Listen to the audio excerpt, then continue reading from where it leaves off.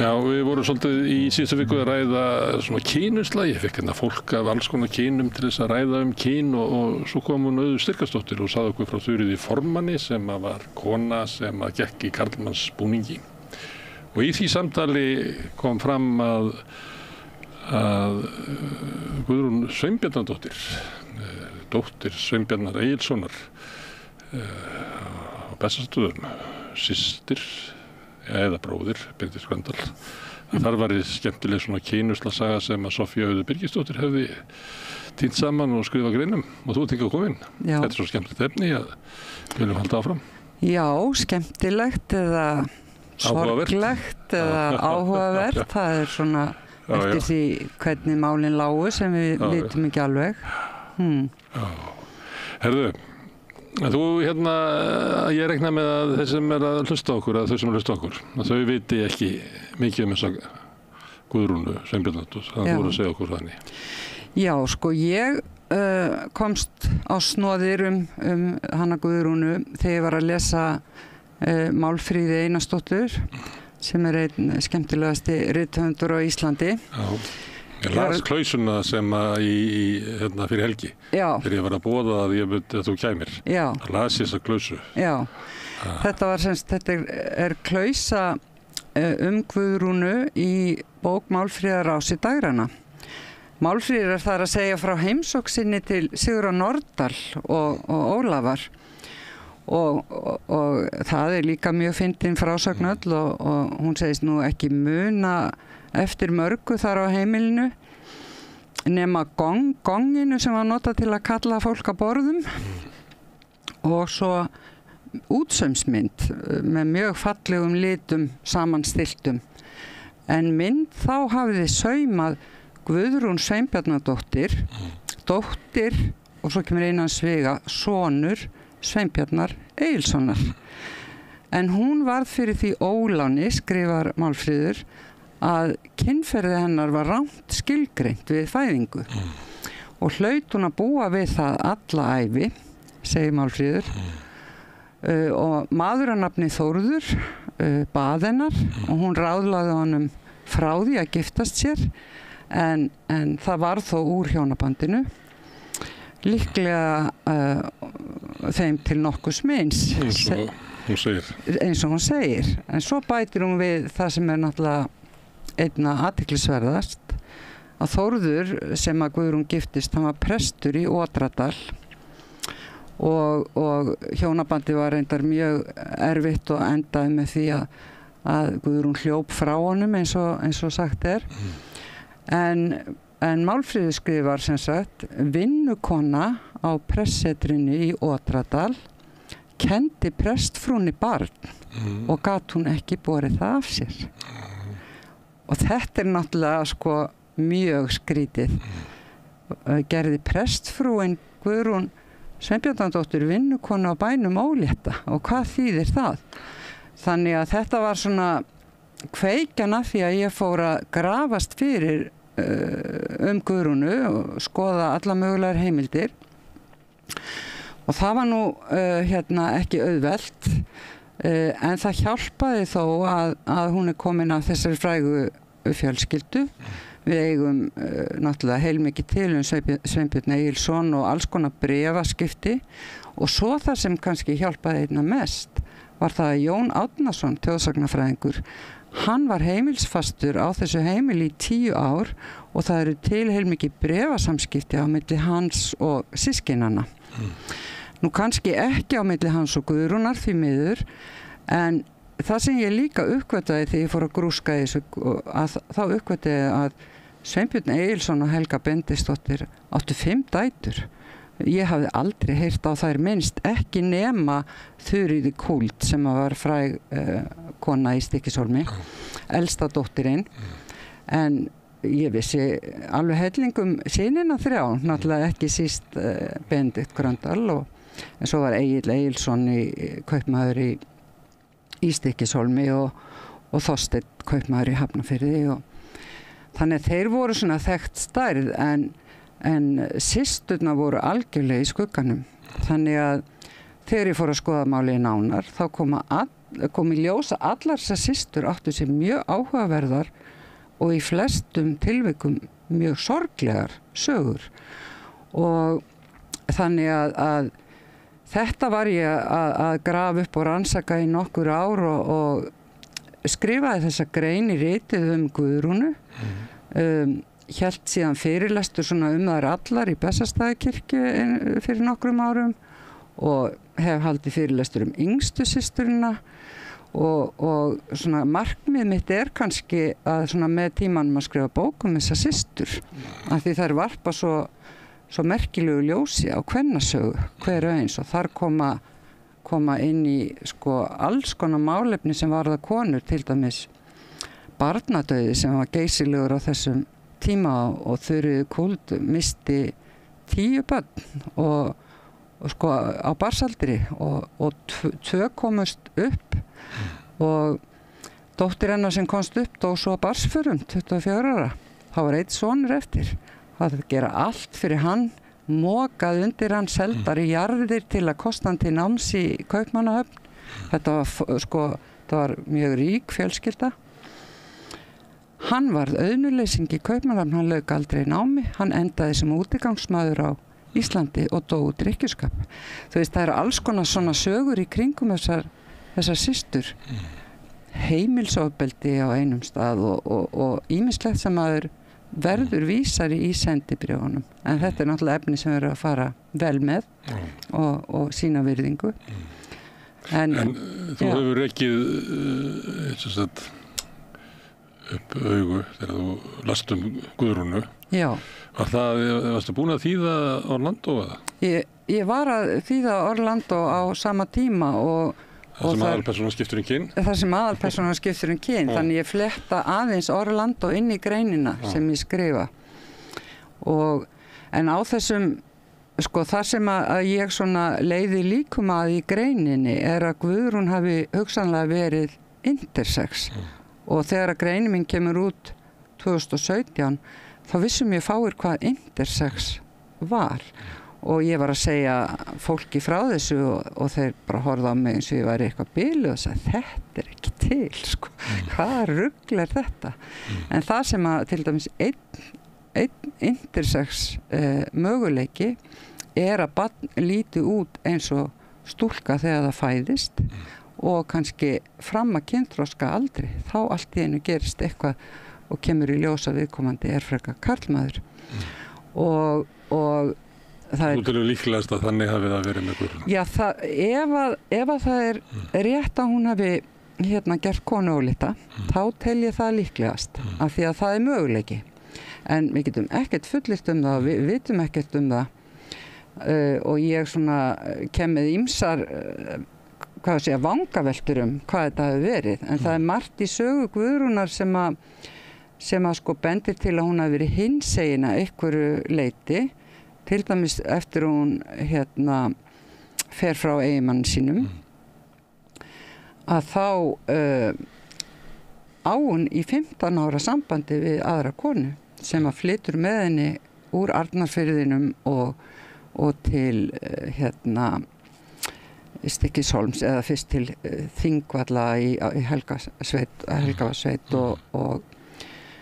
og þær búa saman í 15 ár en það líka jafnmikil mystería hvers konar samband var það og þannig að þetta allt vangaveltur, það ekkert hægt að fullyrða neitt. Þetta áhugavert út af bara umræðu dagsins og þá var það annars vegar það að það hafi verið fólk sem með svona fellur ekki inn í einhver skilgreind kynjaboks, þannig hafi það verið áður.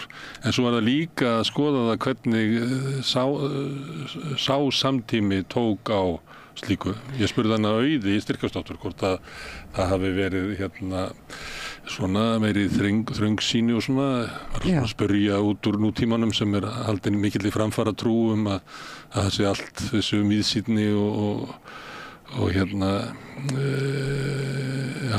betri bara heldur fólk á fyriröldum og hún sagði bara nei, hún myndi halda það að þetta hefur bara verið jafnvel meira svigrúm til þess að skilgreina sig með ólíkum hætti í baðstofunum, hún nú kannski 100 árum á undan þinni konu, það sem hún var að hugsa.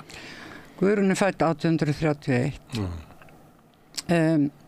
Nú veit ekki hvað segja skal en hins vegar ljóst ein sko merkasta samtíma heimildin sem að ég fann voru handskrifaðar prestaævir Sighvats Borgfirðings sem alveg ótrúlega heimild og ég fór í þá heimild af því að hún var gift presti og ég fletti upp á færslunni séra Þórð, eiginmanninn og í fleiri heimildum hann kemur fram að hann átti við áfengisvandamál að stríða en kallarnir sem skrifum hann þeir eru mjög hrifnir á honum þeir tala hvað hann var þekktur fyrir að vera aflraunamaður, sterkur og jú, hann drakk og flestir fara svona frekar bara litlum orðum það nema Óskar Klásen í Stykkishólmi hann segir að hann hafi þjónað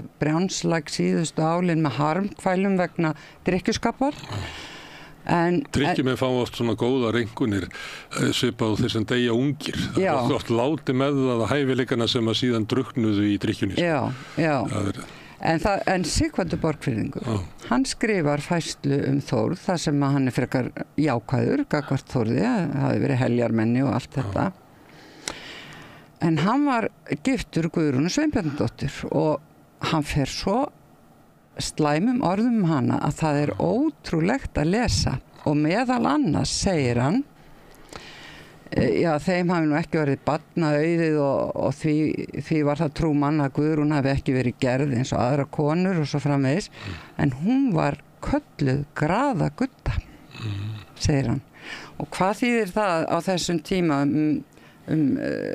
svona seinni hluta 19. öld þegar að konur eru kallaða graðar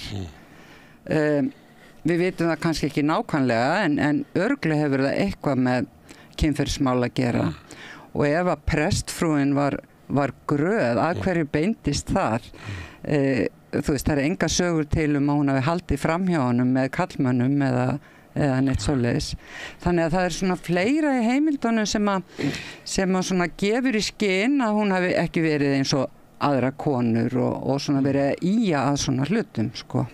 En í þessari frásögnu hennar helsti galli eiginlega, hvað við segja, lindisinkun að vera graður. Það er ekki það að hún sé eitthvað sko afstyrmi eða það sé eitthvað sem eigi að skilgreina út úr samfélaginu. Það er alls ekki og þegar hún var orðin gömul bjó í Stykkishólmi þá var hún þá báru menn mikla virðingu fyrir henni en mér tókst að finna myndir af henni á ljósmyndasafni í Stykkishólms og hún er mjög karlmannleg í útliti eins og við skilgreinum það með svona sterka kjálka og í raun og veru ef ég má leyfa mér að segja það þá fannst mér að sjá mynd af Benedikt Gröndal í peysufötum því ég sá fyrst mynd af henni sko. Það var kannski að því að var þessi umræðu alsísku boxkonuna að það mann að hugsa til hennar þegar maður sá hana en það var kona sem bara svona karlmannlega það er eitthvað svona, maður kann ekki að útskýra það beint sko. Þetta er bara en það geti verið hluti við séum ótrúlega góði í því að lesa andlit sko að við getum lesið alveg mörg þúsund atriði og augabræði en maður kann ekki orða það sko, það gæti sko líka verið þá kannski skýring á þessum orðrómi að hún hafi verið karlmannleg og auðvitað velti upp þeim möguleika að það hefur bara verið séra Þórður sem gerði vinnukonuna ólétta og En er það ekki samt eitthvað ólíklegt að það sé svo sagt að það sé prestfrú? Jú, auðvitað er það ólíklegt. Hitt er svona kannski líklegra. Hún hafi verið með intersex breytileika en ekki getað, af því að hvað maður að gera á þessum tíma ef það kemur í ljósana intersex breytileiki. Það eru bara tveir möguleikar. Annarkvort að opinbera þá breytileikan og lifa og breyta þá kyn, félagslegt kyn, lifa sem karlmaður eftir það. Ég held að það hafi verið ómögulegt í íslensku samfélagi og sérstaklega kannski ef þú varst að þekktir í fjölskyldu. Hitt er bara að halda áfram að lifa sem kona, bara búa við það að þú ert... Eins og þú varst alin upp við. Já, að þú ert kannski líkamlega karlmaður en bara halda áfram lífinu eins og þú sért kona. Hvern hlutverkum. Og það er til eitt mjög frægt dæmi í Frakklandi sem að Michel Foucault sá frægi fræðimaður skrifaði það var sem sagt manneskja sem hét Hercule Barben sem að var með nákvæmlega þennan intersex breytileika sem að sem sagt virtist vera stúlka við fæðingu en hérna kom svo í ljós og uppgötvaðist þegar að hún var send í klaustur þá uppgötuðu nunnurnar eða við læknisskoðun að þetta var í raun og veru karlmaður og í raun og veru Hercule Barben sjálfur til mikilla furðu hún hafði ekki átt að sjá því að væri eitthvað skrítið við sig en hún var neitt til þess að skipta félagslegt og lagalegt kyn og fara að lifa sem karlmaður og þetta var svo mikið áfall fyrir hana hún endaði að taka eigið líf rúmlega 20 og þetta alveg stórmerkileg heimild sem að ég get líka nota til að spegla svolítið kannski líðan Guðrúnar af því að það til dagbók þessarar mannesku og það eru til allar læknaskýrslurnar og í bók sem Michel Foucault gaf út og það er hann sem spyr sko af hverju þurfum við svona ofboðslega mikið á sönnu kyni að halda af hverju leyfum við bara ekki veruleika líkamanns að hérna hafa sinn gang og hann bendir líka á það að fyrr á öldum þá voru þekktar manneskur sem voru kallaðar hermafrodítur það nafn sem að intersex fólk vil alls ekki nota í dag en það fékk að lifa sem hermafrodítur það var viðurkennt en það var náttúrulega þau þurftu að lúta ýmsum ströngum lögum sko en það var ekkert verið að neyða viðkomandi til að taka upp annarkot karlkyns eða kvenkyns identitet Það sem að ef það eru tvö kyn fyrst og fremst að þá verður að vera þannig að skilgreiningin á því að hvað að vera öðru megin við hlýtur bara að víkka og það kannski held ég það sem að Auður var að vísa í að þegar ef það eru bara tvö kyn þá er þetta bara þá einhvern veginn þá ekki hægt að skilgreina einhvern út úr þessu kyni af því að litningarnir eru öðru þess að geta gjörð einhverju mæli einingar við komum við reglustökunnar okkar og reyna að berja inn á raunveruleikann. Það er það sem okkur hefur talið trúum og við höfum alltaf haldið að þetta væri einfalt litningapróf sem að myndi skera úr kynið en það er bara ekki þannig og við erum komin allan að það langt í læknisfræði nú vitum við að það er ekki þannig og að þessi tvö kyn eru fyrst og fremst félagslegu tilbúningur sem að er alveg ofboðslega erfitt að breyta. Það er eiginlega, ef þú ætlar að hafa bara tvö kyn þá verður skilgreiningin að verða svo víð að hún rúmar alveg ótrúlega breytt. Já. Hinn er það að segja það eru bara svona mörg kyn og svo bara bætist alltaf við af því að skilgreiningin á því hvað inn í bóksinu er svo þröng. Já, en þetta hefur bara margar alvarlegar afleiðingar til dæmis þær að bara á síðustu áratugum það hafa alltaf fæðst intersex börn á Íslandi og sem hafa verið greind intersex strax og þau hafa alltaf verið sett í aðgerð og aðgerðin er ekkert einföld af því að það lendir yfirleitt á ráðvilltum kannski ungum foreldrum að ákveða hvort að aðgerðin eigi að gera barn eða stúlku eða dreng og svo kannski taka þau ranga ákvörðun miðað við það sem barnið upplifir þegar það er unglingur, segjum svo og ég sé viðtal við íslenska lækni þetta sem var birt í Stúdentablaðinu fyrir einhverjum árum, kannski 10 árum eða minna og hann gaf meðal annars upp sem ástæðu fyrir þessum aðgerðum að það þyrfti að skrá barnið í þjóðskrá undir öðru hvoru kyninu.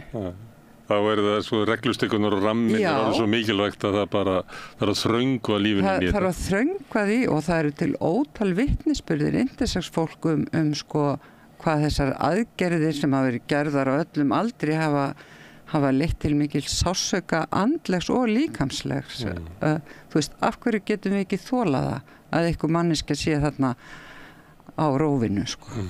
Og deilurnar kannski sem að við verðum svolítið varfið eru oft að fólk kemur með mismunandi mæli tæki hvað er kyn og svo það rífast einhvern veginn það, en ekkert að þessu mælitæki næri yfir allt sem að lífið sko, sem þannig að sumuleyti þetta bara einhverja þráhyggjur sko skilgreininga PEX eitthvað.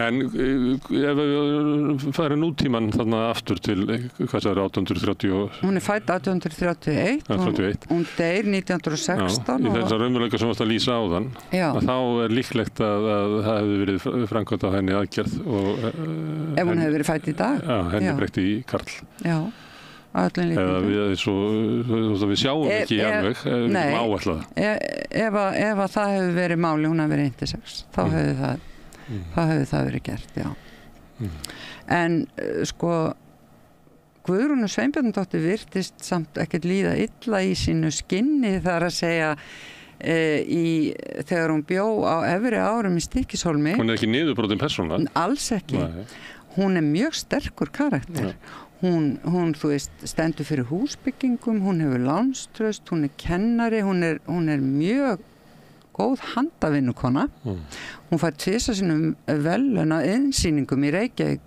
fyrir handverk fyrir útsaum hún klæddist skautbúningi á hátíðisdögum sagt frá í segir Óskar Klásen frá sem fannst alltaf mikil reisn yfir henni og þannig að hún hafði leigjendur var fjárhagslega sjálfstæð alveg frá því að hún getur til að taka sambúð með konu það hefur verið kröftugur karakter og ekki þannig að sko en hvað það var opinbert veit maður ekki sko, en hún telji það líklegt að þær búa saman í 15 ár við vitum það og það gerðu konur á þessu tíma og enn frekar síðar þó það hafi aldrei verið opinbert sko. en það ekkert freklega álygtun að ætla nei, alls ekki þetta hafi verið slíkar samvistir þannig að það ekki það hvernig sko, hún af Guði gerð eins og sagt sem að dregur hana niður og ekki samfélagið á þessum tíma virðist ekki hafa gert það nema náttúrulega með svona og mér finnst það áhugavert að þegar það verið að hnýta í hana þá var það gert þá var hún kolluð sko gröð ekki einhvers konar frávik og svo skammar Sighvatur hana líka Sighvatur Borgfirðingur fyrir að hafa farið með mikið fé með sér þegar hún skildi þegar hún hljóp frá eiginmanninum en það sýnir okkur líka að hún var bara ákveðin og vildi kannski fá sinn hlut úr hjónabandinu en hins vegar finnast hvergi heimildir að þau hafi sótt lögskilnað en það var það meiri háttar mál á þessum tíma það hægt að leita í sáttabókum þú veist hvort að því að hjónaskilnaður þurfti alltaf að fara í sættir áður og svona það engin merki það Þannig þú skildi ekki?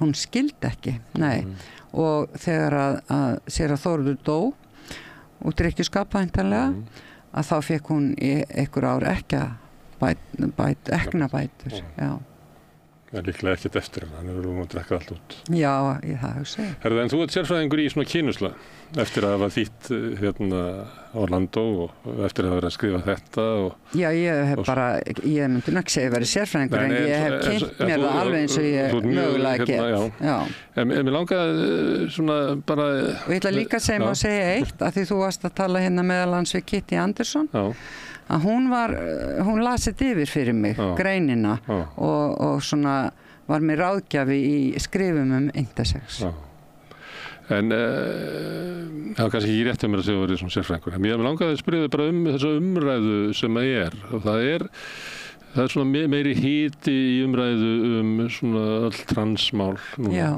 heldur en að til dæmis málefni samkynhneigðra Ég mér langaði að vita, ekki sem sérfræðingur, heldur bara svona sem áhuga manneskja og borgari, svona hvernig slæris umræðu þig, svona áttar á þig, í hverju hitinn liggur, af hverju svona mikill hiti í þessu? Það virðist bara alltaf vera að fólk sé hrætt við það sem það þekkir ekki. Mér óskiljanlegt af hverju fólk getur verið á móti transfólki, hvernig þetta vera á móti því hvernig aðrir eru. Það get ég alls ekki skilið, sko. En og mér finnst það mjög bara sárt að sjá það sko en ég held að hljóta breytast eins og við vitum að samkynhneigðir mættu miklu mótlæti þegar þeir voru að berjast fyrir sinni réttindabaráttu. Og þeirra baráttu var löng. Já.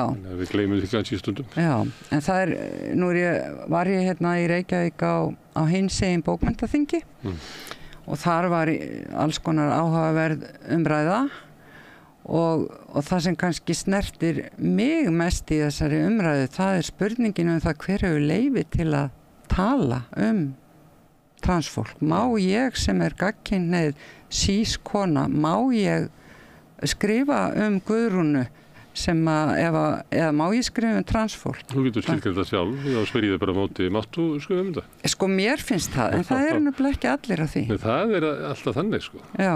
Þannig að þetta verið að segja að maður megi tala eða eitthvað. Já. Þá það bara einhver hérna út í bæ sem segir að þú eigir ekki að gera það. Já, já. En það ekki eins og hafi komið ordur frá einhverju málfrelsisstofnun. Nei, en þetta svona kannski það sem að sko ég hef þú veist, ég á trans skildmenni og hef bara þú veist, ég skil ekki fordóma gagnvart transfólki en þetta hvort að einhverju skuli vera á þeirri skoðun að ég eigi ekkert að vera að tala um þetta af því ég þekkit ekki á eigin skinni það finnst mér svolítið erfitt. En að sömuleyti getur svo gagnrýni verið svona skiljanleg svona að umfjöllun þeirra sem að Ég kvarta stundum yfir því í fjölmiðlum að það sé alltaf verið að tala við fólk sem vita fátækt, aldrei tala við fátækt fólk. Já. Þú kannast við þetta. Já. White man's burden, þar sem að sko fólk í Afríku alveg að klebræra yfir öllu þessari visku hvítra manna hvernig að vera svartur. En þetta var tekið fyrir þessi umræðu á þessu þingi, á svona svokölluðu langborði. Ég held að niðurstaðan hafi verið svo að það sé gott að fólk sem að getur tjáð sig og í stöðu til að tjáð sig að það kannski dragi fram sögur eins og sögun hennar Guðrúnar af því það eru svo margir kannski sem tilheyra hópnum sem eru bara ekki í þeirri stöðu til að tjá sig þetta þannig að ég held að það nú verið niðurstaðan sko. Og nýti kannski tengslanett sitt til þess að koma málinu. Já. Á dagskrá, já. Ég stundum nefnt það svona í sósíalískri hreyfingu að hún verður knúin áfram á þeim sem að verða mest fyrir barðinu á óréttlæti samfélagsins. Það eru þeir sem að munu breyta ykkur. Já. Þá segir svona fólk sem mennta fólk og millistilla fólk en hvert mitt hlutverk. Já. Þá segir ég ímyndaði bara byrjunin á Mississippi Burning sem það sem að hún byrjar á því það eru tveir hvítir gyðingastrákar sem að taka rútuna og fara til Alabama. Já. Hvert var þeirra hlutverk í þessu? Þeirra hlutverk var að segja söguna og koma því í New York Times sem að svarta fólki gat ekki. Þau voru ekki til þess að leiða baráttuna, þau voru ekki að fara að leiða baráttuna. Þau höfðu sko vissulega ómissandi hlutverk. Já, nákvæmlega. Þannig að þetta hlutverki sem að þeir sem eru nálægt einhverju svona baráttu en þegar kemur að raunverulegu réttindabaráttunni þá verður hún náttúrulega að vera knúin áfram af þeim sem að þekkja þetta á eigin skinni. Já. En kannski að því þú varst að spá í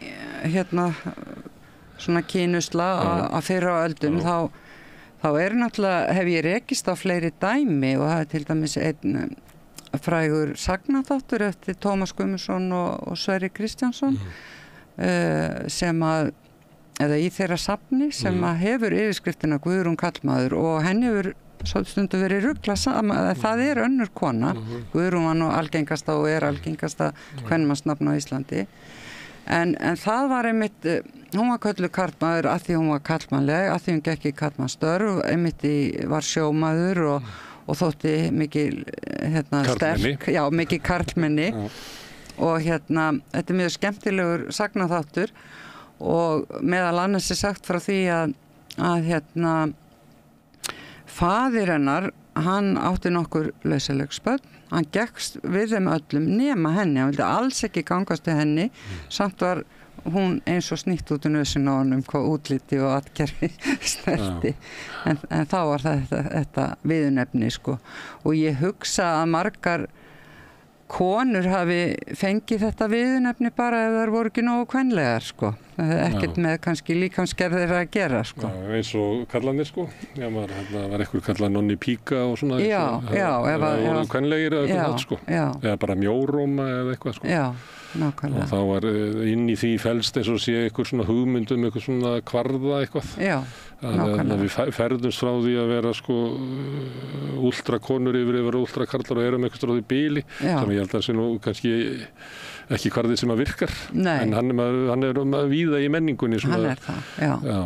Og mörgum eitthvað virðist vera mjög ógnað að það sé verið að reiðila þeim kvarða.